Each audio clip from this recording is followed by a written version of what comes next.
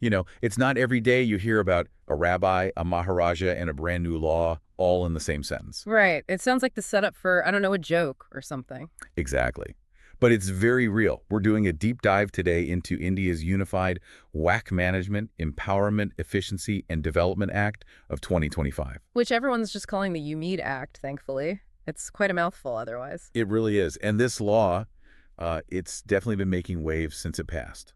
Well, I think before we jump into the act itself, it's probably crucial we pin down what a WAC actually is. Good point. Lay it out for us. So fundamentally, imagine you own something valuable, land, a building, anything that generates income. Instead of keeping that income yourself, you dedicate the property forever to God for a specific charitable purpose. Okay, like supporting the poor or education, maybe upkeep of a mosque. Precisely. The property itself, the asset, isn't touched, but the benefits, the income, flow continuously to that good cause. It's a concept deeply rooted in Islamic tradition. Yeah, I was reading about its origins. It goes way back, doesn't it, to the Prophet Muhammad's time. It does. There's this key story involving one of his companions, Umar ibn al-Khattab. He had acquired this really valuable land in Khyber, Right. and he wasn't sure what the best, most pious thing to do with it was, so he asked the Prophet Muhammad for advice. And the advice was? Essentially, freeze the land itself, don't sell it, keep it intact, but dedicate all its produce, all the income from it, to charity, help the needy, relatives, travelers, the poor. That action really set the precedent. And from that single act, it grew into this enormous system. The scale in India today is just staggering. It really is. We're talking about something like 8.7 lakh properties. That's 870,000. Spread across how much land? About 9.4 lakh acres. Think Yeah. about that. It makes the combined Waqf boards the third largest landowner in India. Wow. Who's bigger? Only the Indian Railways and the Defense Department, the armed forces. That's incredible context. And the value. I saw a figure something like 1.2 lakh crore rupees. That's the estimated value. Yes. A colossal sum, which makes the next part even more concerning. The disconnect, right, between this vast wealth intended for charity and what actually reaches the people who need it. Exactly. For years, there have been persistent issues. Widespread mismanagement, allegations of corruption, legal loopholes being exploited. The intended beneficiaries, the poor and needy, often haven't seen the benefits they should have. So all this potential for good kind of stuck or siphoned off. In many cases, yes. That's the unfortunate reality that led to the need for reform. Which brings us squarely to the UMEED Act, passed, what was it, April 4th, 2025. That's right. It's the government's major attempt to overhaul the previous WAC Act from 1995 and tackle these long-standing problems head-on. Okay, let's get into the nuts and bolts then. What are some of the key changes in this UMEED Act? One thing that immediately jumped out was the inclusion of non-Muslims on the WAC boards. Yes, that's definitely been one of the most discussed and controversial provisions. The Act allows for up to 4 non-Muslim members on the Central Waqf Council and up to 2 on each state Waqf board. What's the government's rationale for that? The stated aim is to bring in diverse expertise, maybe financial, legal, administrative skills from outside the community to improve management and transparency. Waqf properties are significant assets, after all, with economic implications beyond just the religious aspect. But it kicked up a fuss, didn't it? People asking why the same isn't required for Hindu temple boards. Precisely. That comparison was made almost immediately. It raises complex questions about consistency and government involvement across different religious institutions in India. It's a tricky balance. No easy answers there. What else is significant in the Act? I saw mention of gender equity. Yes, this is another major component. The Act mandates that there must be at least 2 Muslim women on every state Waqf board. That seems like a positive step towards representation. It does. And beyond just board representation, it also prioritizes inheritance rights. Before any property can be designated as Waqf, the rights of female heirs and children must be secured first. Ah, so preventing situations where maybe a woman's inheritance gets turned into Waqf without her consent or proper share. That seems to be the intent. Plus, there are specific protections mentioned for widows, divorced women, and orphans, ensuring their interests are safeguarded in relation to Waqf properties. Okay, so representation and protection for women and children. Yeah. What about accountability? Mismanagement was a huge issue. Right. Transparency is a major focus. The Act introduces a strict requirement for all mutawalis, those are the managers of WAF properties, to register every single property they oversee on a new centralized online portal. A digital database, essentially. Exactly. And they've been given a deadline just 6 months to get everything registered. That sounds like a huge undertaking. It is. And alongside that, any WAC institution earning over 1 lakh rupees annually, that's 100,000, will now face mandatory government audits. By government-approved auditors. Yes. The idea is to bring financial dealings into the light, make it harder for funds to be misused, and track where the money is actually going. Makes sense. Lack of proper records and audits seem to be a big part of the problem before. Absolutely. This aims to plug those gaps. There was also a change in the financial contribution WACs have to make, wasn't there? Yes, the mandatory contribution that individual WACs pay to their respective state WAF boards for administrative expenses has been reduced. From what to what? From 7% of their net annual income down to 5%.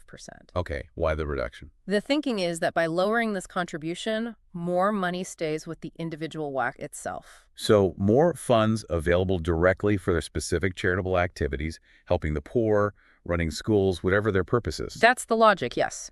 To empower the grassroots level charities more directly. Let's talk about the legal side. Previously, WAC tribunals had a lot of power, right? How has the UMEED Act changed the appeal process? That's another significant shift. The Act now explicitly allows for decisions made by these WAF tribunals to be appealed in the High Court. So, adding another layer of judicial review. Correct. And this actually aligns with a broader legal principle established by the Supreme Court back in 1997. Oh, which case was that? The L. Chandra Kumar versus Union of India case. The Supreme Court basically ruled that the power of judicial review held by high courts is part of the basic structure of the Constitution and couldn't be completely excluded by tribunal systems. I see. So the UMEED Act is bringing the WAF tribunal system into line with that precedent, ensuring high court oversight is possible. Exactly. It reinforces that judicial scrutiny. Okay, now this next one sounds quite fundamental. The elimination of WAF by user for future claims. Can you explain what that means? Sure. WAF by user was a long-standing principle in WAF law.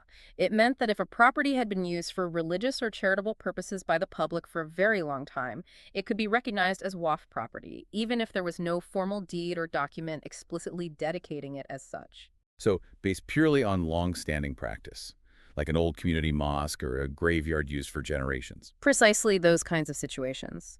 The UMEED Act gets rid of this rule for the future. So any new claims wanting to establish a property as WAC will likely need formal documentation now. But what about properties already recognized under this old rule? The Act states that existing registered WAF by user properties are protected unless there's already an ongoing dispute about them involving the government. Why is ending this rule so controversial then? Well, the concern, particularly from some Muslim groups, is that many genuinely old religious sites, especially in rural areas, might lack formal paperwork going back centuries. They worry that removing the WAC by user pathway could make these properties vulnerable to challenges or claims in the future. Ah, okay. So fear of losing historical sites that lack modern documentation. Is the Supreme Court looking at this specific issue? Yes, the constitutional validity of this change, among other aspects of the Act, is currently under examination by the Supreme Court. It's a major point of legal contention. It definitely highlights the opposing views on this act. The government side, folks like Prime Minister Modi and Home Minister Amit Shah, they're framing this as a watershed moment, right? Very much so. Their narrative is all about transparency, efficiency, protecting the rights of beneficiaries, and correcting decades of mismanagement.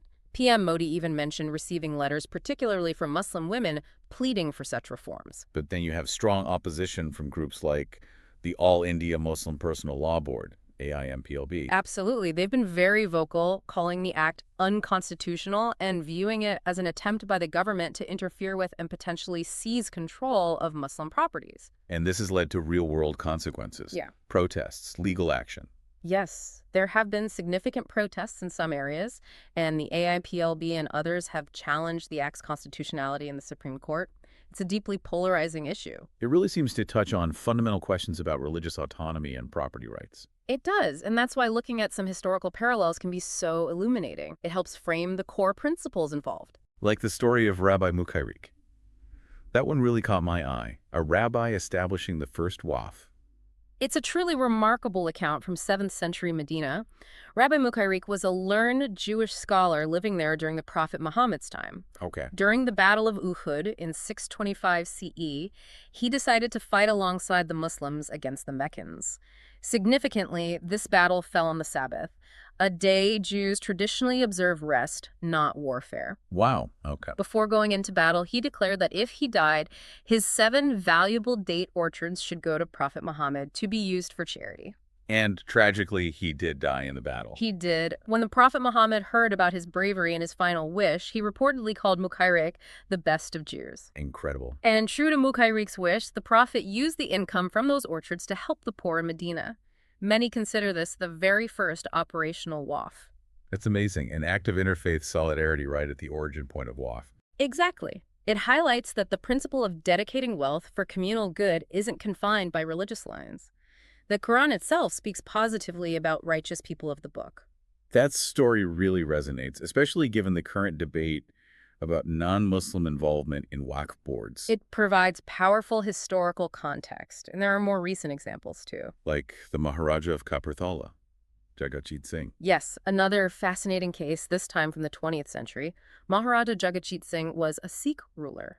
Right. But the majority of his subjects in Kapurthala state, about 60%, were Muslim.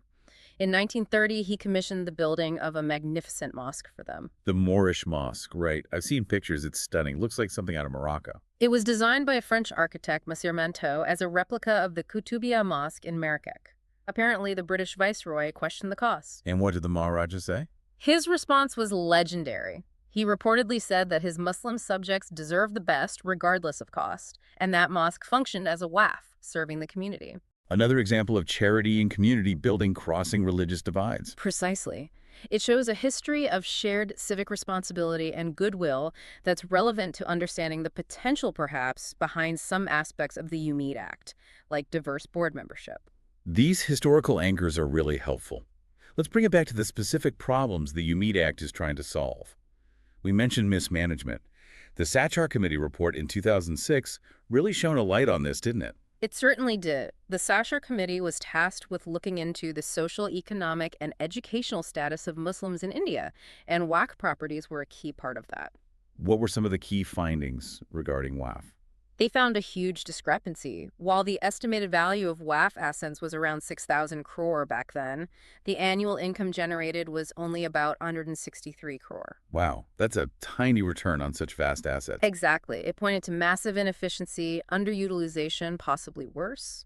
The report also documented widespread encroachment, illegal occupation of waqf lands. How bad was the encroachment problem? They reported nearly 59,000 properties legally occupied and over 13,000 tied up in court cases related to encroachment. Think of the infamous Karnataka Waqf Board land scam that highlighted the scale of potential corruption. So assets not generating income and land being lost to illegal occupation or tied up in legal battles for years. That was the picture painted by the Sachar Committee, indicating a system in serious need of reform. And more recently, during the UMEED Act debates, Home Minister Amit Shah made some striking claims about the increase in waqf land. Yes, he presented figures suggesting a dramatic increase.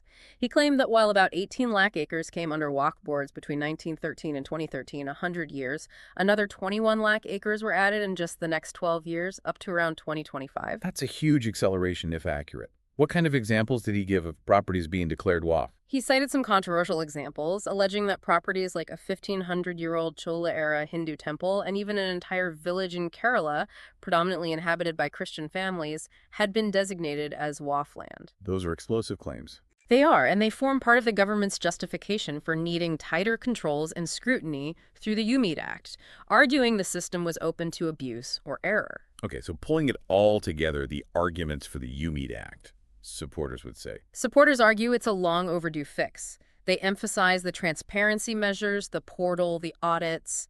They point to the inclusion of diverse members for better governance, the financial reforms, potentially freeing up funds for actual charity. And Modi's point about hearing from beneficiaries themselves, like Muslim widows, asking for change. Exactly. They see it as modernizing, cleaning up a broken system, and ultimately ensuring the WAC assets actually help the poor and needy as intended. And the counter-arguments from critics like the AIMPLB or opposition leaders like Jairam Ramesh or Asaduddin Owaisi. Their core argument is that it's an attack on Muslim religious rights and autonomy, guaranteed under Article 26 of the Constitution.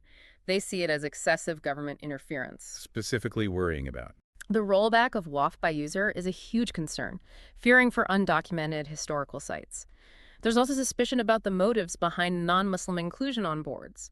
And that vague 5-year practicing Muslim rule that was apparently discussed, how do you even define or enforce that? Right. Imran Masood's question about defining a practicing Muslim highlights that ambiguity. Absolutely. So the fear is encroachment on religious freedom, potential loss of control over community assets, and undermining the community's ability to manage its own religious affairs. And this has gone beyond debate. We've seen protests, even violence in West Bengal. Yes, unfortunately. Right. And the Organization of Islamic Cooperation, the OIC, has also taken note, putting it on the international stage. The Supreme Court's examination of the Act's constitutionality is obviously critical now. It feels like such a complex intersection of religion, law, property, and community rights. It absolutely is, and navigating this requires careful consideration. There's a saying attributed to the Prophet Muhammad, found in Sahih Bukhari, about religion being easy, urging people not to make it difficult or be extreme. How does that connect here? Well, the core purpose of WAC is fundamentally about easing the burden of the poor, building community acts of charity. That spirit should guide how these institutions are managed and reformed. And you also mentioned Dr. Ambedkar's warning. Yes, Dr. B.R. Ambedkar warned against the grammar of anarchy, stressing that societal change and resolving disputes must happen through dialogue, constitutional means, and the rule of law, not through confrontation or destruction. That seems incredibly relevant here. So wrapping this up, where does this leave us? I keep thinking of that Emily Dickinson line, hope is the thing with feathers. That's a beautiful metaphor. Is the UMEED Act that thing with feathers? An attempt to bring hope, maybe lift WAC management out of his past problems? It's certainly presented as such by its proponents, an attempt at positive change, efficiency, and empowerment. But the outcome is still uncertain. Very much so. Its success or failure will depend hugely on how it's implemented on the ground, the practical realities, and crucially what the Supreme Court decides about its constitutional validity. Time will tell. And those historical stories, Rabbi Mukhayriq, Maharaja Jagatjit Singh, they feel important to remember now. They really do. They serve as powerful reminders that acts of charity, community support, and goodwill can bridge religious divides. They offer a different perspective, perhaps a more hopeful one, amidst the current controversies. It makes you think, doesn't it? In a diverse country like India, can these traditions of charity become symbols of unity, of shared purpose, rather than points of friction? That's the big question, isn't it? Could the future of WAF, shaped by these reforms or whatever comes next, actually help build those bridges? It's definitely something worth watching closely.